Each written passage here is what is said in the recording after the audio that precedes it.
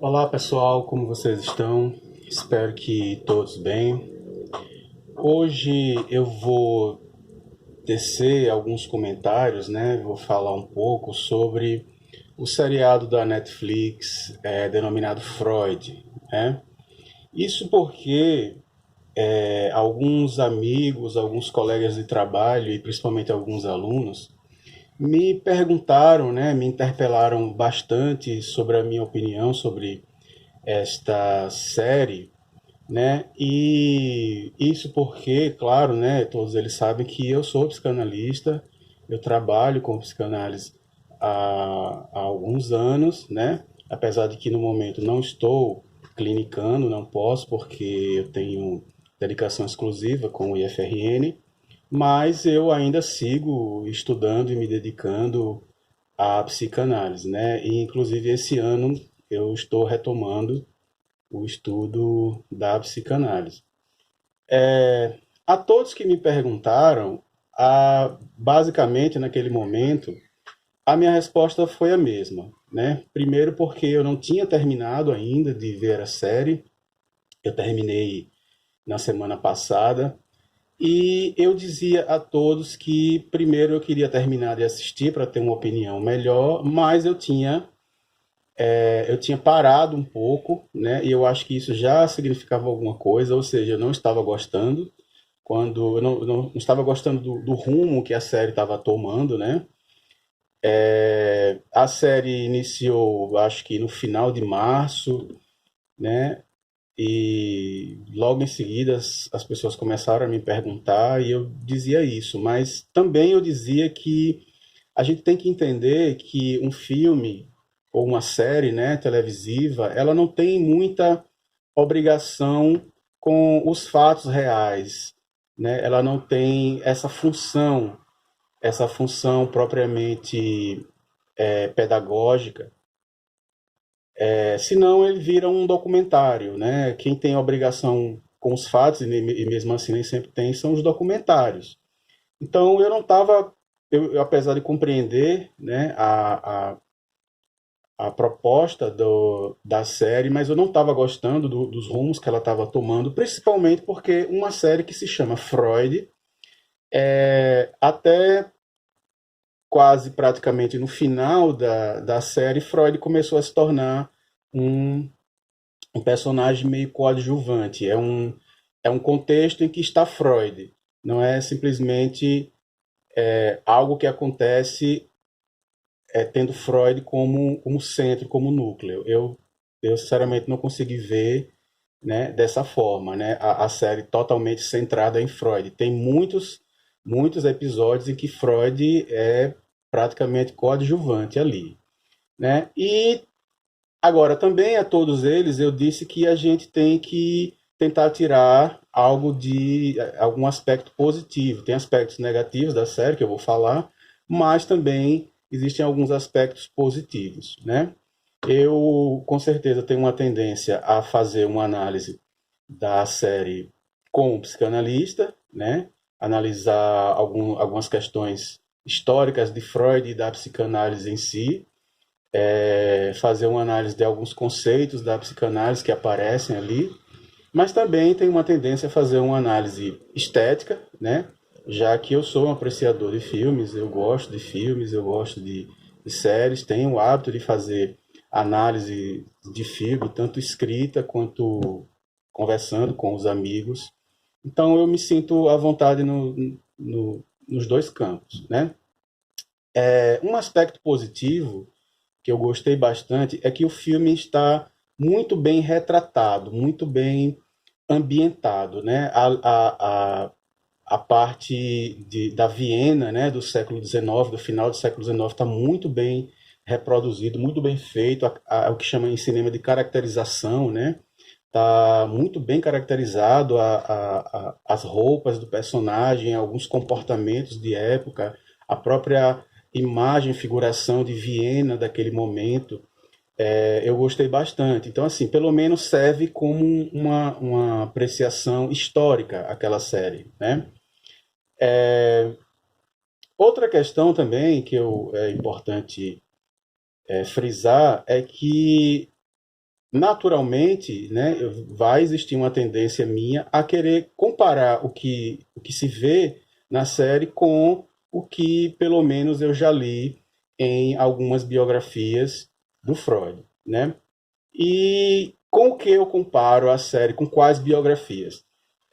Primeiramente, comparo bastante, né, eu me baseio bastante nessa biografia aqui do Peter Gay, né, sobre Freud, Uma Vida para o Nosso Tempo, em que é uma biografia bastante controversa, recebeu muitas críticas, ela é bastante questionada, mas ela é bastante pormenorizada, né? Houve uma pesquisa, de fato, muito pormenorizada sobre a vida. Eu acho que muitas questões aí há de se considerar. Não é uma biografia que dá para a gente simplesmente passar sem ler quem quer conhecer a vida de Freud. Outra biografia também que eu recomendo, né, quem se interessa, é a biografia do Emílio Rodrigues, né, que é um psicanalista argentino, mas que morava em Salvador, morreu tem uns poucos anos, e ele tem uma biografia fantástica, uma das melhores que eu já li até hoje, são 3 livros. Não é uma biografia muito conhecida, não é muito festejada, não é fácil de achar, se bem que hoje em dia é um pouco mais fácil, no Mercado Livre vocês devem achar, né? Em alguns sebos vocês devem achar. Existe também a biografia do Ernest Jones, né, que era um membro da Associação Psicanalítica junto com Freud, era amigo de Freud, viveu com Freud praticamente até os últimos dias dele. E ele tem uma vasta documentação realmente, não só sobre Freud, mas como o círculo psicanalítico da época, e eu acho, em muitos termos, bastante confiável, né? Principalmente as questões das cartas, ele conseguiu guardar muitas cartas. Existe também esse dicionário aqui, dicionário psicanalítico da Rodinesco, que ele não é um livro biográfico, mas é um livro, é um dicionário, na verdade, de termos psicanalíticos, de conceitos psicanalíticos, mas a Rodinesco, ela historiciza, né? Ela explica muito dos conceitos através da história da psicanálise e através da vida de Freud também. Então ela acaba falando muito da vida do próprio Freud, né? Existem outras biografias, existem vastas biografias, eu diria que a favor e contra Freud. É, e sem esquecer, claro, as próprias biografias que o Freud escreveu, né? Eu sei que isso é totalmente questionável, as autobiografias, né? Claro que Freud não quis falar sobre certos assuntos, claro que ele omitiu muitas questões, mas há de se considerar também as biografias escritas pelo próprio Freud,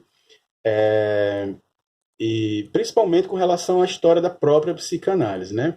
E sobre esse assunto também é considerável as cartas que o Freud escrevia, porque eu acho que ali é que realmente está o Freud verdadeiro, né? Já que ele escreve para uma pessoa, então o grau de sinceridade da intimidade dele é maior e diferente de quando a gente escreve para um público, né? Então existem vários livros também retratando, trazendo as cartas que Freud escrevia, né? A série foi dividida em 8 episódios, né? Os 8 episódios trazem nomes de alguns conceitos psicanalíticos, inclusive o nome de um livro de Freud de uma obra chamada Totem Tabu, né? Tem um episódio, eu acho que é lá pro 4º episódio, que se chama Totem Tabu. Alguns nomes dos episódios são conceitos psicanalíticos bem do início da, da construção teórica de Freud. Aliás, falando nisso, né, a, a série se passa, se eu não me engano, em 1886. Se eu não me engano, é isso. Então, na verdade, é um Freud pré-psicanalítico, é um Freud que ainda estava construindo, estava tendo as primeiras ideias, né? A série mostra com ele um certo grau de perturbação da, da, da construção psicanalítica em que ele estava naquele momento, né? Ele estava descobrindo muita coisa, né? Mas a série traz nome de episódios como histeria, né, que para mim deixou muito a desejar, trauma. Trauma realmente era um conceito inicial da obra freudiana, mas ele abandonou de certa forma. Regressão, catarse, supressão, a maioria são conceitos que Freud usou bastante no início, né, da sua teorização psicanalítica, mas aos poucos ele foi abandonando e substituindo por outros conceitos psicanalíticos que a própria progressão da psicanálise, que o atendimento com pacientes foi fazendo ele perceber, né? Uma coisa que a série colocou, que algumas pessoas tocaram nesse assunto, se era verdade ou não, era a relação de Freud com a cocaína. Sim, é verdade. Freud foi pioneiro na pesquisa da cocaína na Europa, na época dele, né? O primeiro trabalho científico sobre a cocaína que se tem notícia é do Freud, né? Uma obra chamada Über Coca, né? Que era sobre a coca, em que ele pesquisou, fez uso nele mesmo e ele ainda fez uso em pacientes da cocaína e até então ele não sabia da, do lado tóxico, né, do lado viciante que tinha a cocaína. Pessoal, isso era muito comum naquela época, né? Os primeiros resultados positivos que se tinha com uma droga, com um remédio, se receitava assim. A medicina da época andava muito assim nas cegas, né, nos testes. E logo Freud percebeu que ela era tóxica e parou de receitar. Porém, muitos autores dizem, né, inclusive o próprio Emílio Rodrigues, que Freud usou cocaína até perto de morrer. Ele usou a cocaína a vida toda, né? Na série mostra ele diluindo a cocaína em água e tomando, né? Eu não lembrava disso, não realmente não, onde eu li eu não lembro se ele diluía. O que eu sabia é que realmente ele inalava, né? Ele cheirava a cocaína. Mas pode ser verdade, né? Inclusive, eu acho que para os pacientes era mais fácil receitar a cocaína ela diluída, né? Outro ponto, né, que eu achei interessante, biográfico, é com relação a relação do Freud com o judaísmo, né? Como ele lidava com o judaísmo naquela época. Ele era judeu, de família judia, né? Mas ele não se colocava como judeu, ele não era, digamos assim, praticante, ele não seguia, ele seguia algumas tradições por respeito aos pais, mas os biógrafos colocam que Freud tinha uma relação ambígua com o judaísmo, né? Quando atacavam o judeu, ele também se sentia ofendido, principalmente porque o antissemitismo naquela época era devastador, né? Depois ficou pior ainda nas décadas seguintes, até chegar na Segunda Guerra Mundial. Mas ele tinha uma relação pessoal bastante mal resolvida com o judaísmo, né? O judaísmo para ele significava mãe e pai, significava família, significava origem, mas ele não gostava de se colocar como judeu nas coisas que ele praticava. Ele não se considerava um médico judeu, ele tinha medo, tinha pavor que a psicanálise fosse conhecida como uma ciência judaica, né, que era uma tendência da época de se dizer que tudo que os judeus produziam era algo judeu, né? Uma medicina judaica, uma economia judaica, enfim, um comércio judaico.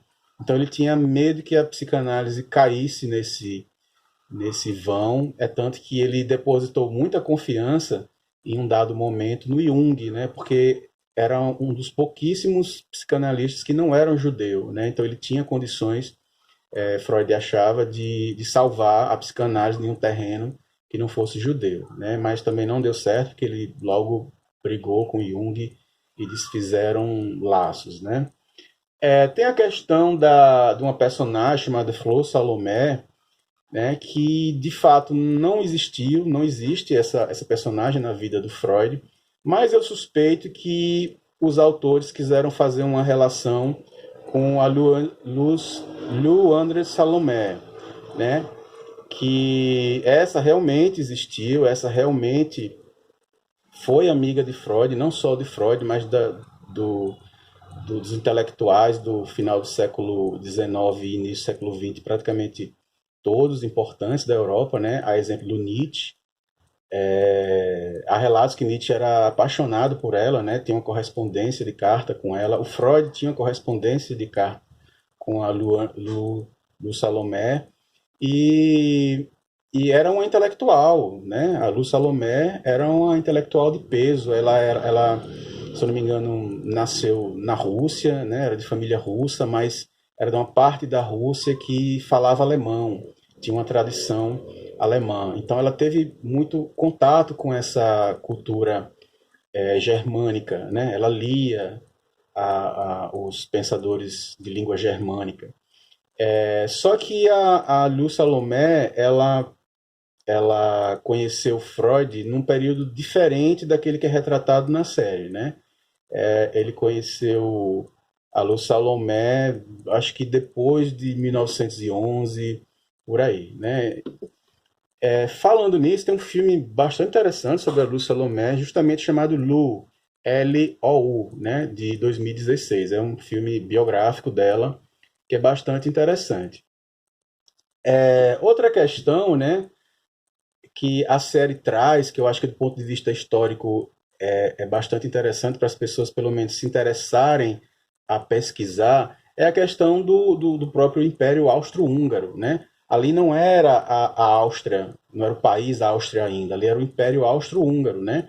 Houve uma unificação da Hungria com a Áustria em 1867, só que foi uma unificação que nunca foi pacífica, sempre teve problemas, e aí a série coloca essa tensão o tempo inteiro, né?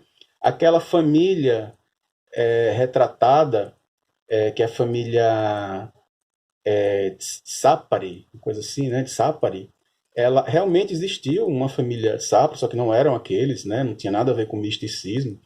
E, inclusive, eles tiveram um papel importantíssimo na eclosão da Primeira Guerra Mundial, né? A gente sabe que a Áustria-Hungria não sobreviveu à Primeira Guerra Mundial, ela se desfez, foi um império que se desfez, se esfacelou totalmente depois da Primeira Guerra, né? E essa família realmente era envolvida politicamente naquele momento, né? E para concluir, pessoal, existe outra questão também que me chamou bastante atenção, era a relação do Freud com a Martha Bernardes, que era sua noiva e depois se transformou na sua esposa, né?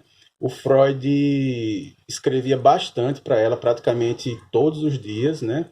Era comum naquela época os noivos não terem muito contato, e os namorados, né, pessoais, antes de se casar. O Freud a viu pouquíssimas vezes, mas se correspondeu intensamente, era muito apaixonado pela Marta, né?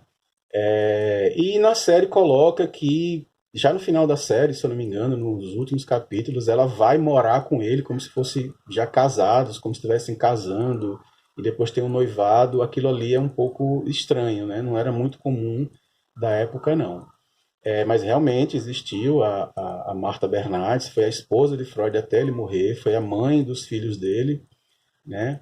E uma pessoa muito importante também, foi quem cuidou de Freud, né? Até ele e a própria filha Ana ou Ana Freud, desculpe, ato falho, cuidou do Freud praticamente até ele morrer, né? Bom, eu acho que a série é interessante justamente para despertar a curiosidade daqueles que não conhecem a psicanálise e não conhecem a vida do Freud. Eu acho que se a série pelo menos servir para isso, eu acho que ela cumpriu sua missão, seu papel. Certo, pessoal? Obrigadíssimo e até a próxima.